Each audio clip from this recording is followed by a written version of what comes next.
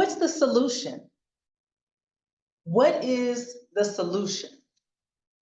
If I was you out in the audience, I would be asking, okay, well, what's the problem? What problem are you referring to be able to provide a solution? And my response would be all of them. There are so many issues right now going on. If you've been listening to the news lately, all this child abuse, there's water contamination, there's police brutality, there's issues with our medical system. There's pollution in our air. We're fighting over reproductive rights. There's food insecurity. Now, I didn't come here to be Debbie Downer. That's not why I'm here. I'm here to give you some optimism. I'm here today to let you know that there is a solution. And we all can be a part of it. And it's going to take more than one man or one woman. Regardless of who we put in office or who we take out, there's still going to be all of these issues. And we all have the solution. So what's the solution, Kim? Does anyone in here have a solution for all of these problems that we're facing right now? That the next generation is facing right now? No. Let me start by defining definition for you. The Oxford Dictionary defines solution as a means of solving a problem or dealing with a difficult situation. Products or services designed to meet a particular need. When I look into the Merriam-Webster dictionary, it states it's an action or a process of solving a problem. And then the next line says there's an explanation. It says specifically a set of values of the variables that satisfies an equation. There's a formula to this. That's telling me there's a formula to solving these issues.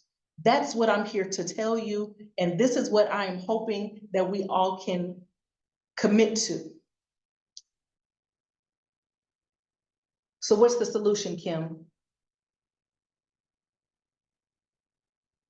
I'm here to tell you that there are 3 elements, or as the Merriam-Webster dictionary says, values. There are 3 values. There are 3 variables to this formula of unity. The first is karma. Now, when I researched karma, it talks about how it was started as the belief of Hindu and Buddhist religions. But I'm not here to discuss spiritual laws. I'm here to talk about moral laws. If we all implemented karma as a moral law, just treating people how you want to be treated, it's not hard. That's the other part of it. This is simple.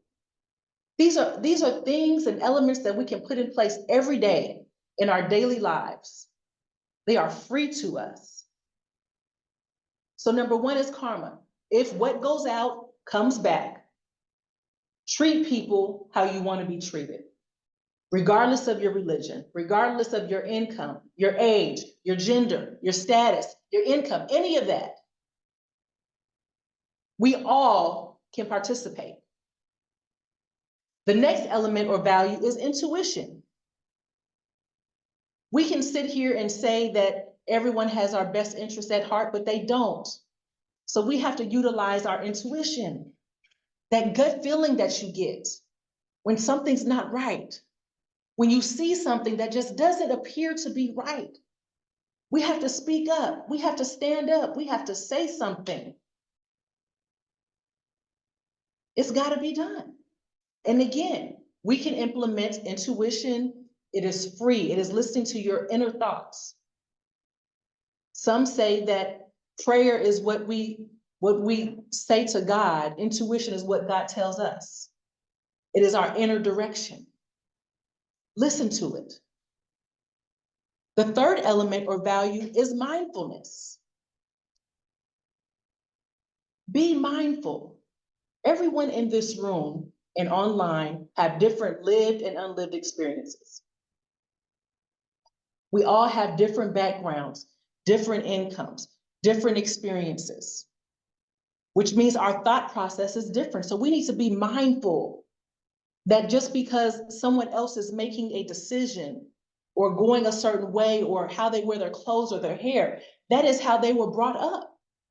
Be mindful, extend grace, extend empathy, because you don't know what they grew up with. You don't understand their surroundings. These are the three elements that we can all use as a solution. And it doesn't have to be these big issues that I mentioned at the very beginning. But how many in here have had themselves or a relative who have been maybe in the hospital or had to go to a doctor's office procedure, and the doctor said that they needed a procedure, but the insurance company said they're not going to approve it? I can't see online, I don't know if there's any hands raised, but it happens. It happens. How does the insurance company have more, what is the word? They have more say over our bodies and can prevent us from healing faster than what our doctors are recommending. If they implemented mindfulness, if that was their child or their parents or their aunt or uncle in that hospital bed, they would approve it. Let's be mindful of how we treat each other. Instead of honking at the elderly person in front of you, be mindful. Would you really want them to have a heart attack after you honk that horn? Give them a little grace. Be more understanding. These are the three elements, karma, intuition, mindfulness, that we can all apply, regardless of our status. I am here today to let you know, even if you are not Hindu or Buddhist, that you can apply these principles. If there's anyone in here that can commit, can you please raise your hand to say that, yes, I will, in my day-to-day activities, think about how other people feel. I will use my intuition. I will be mindful.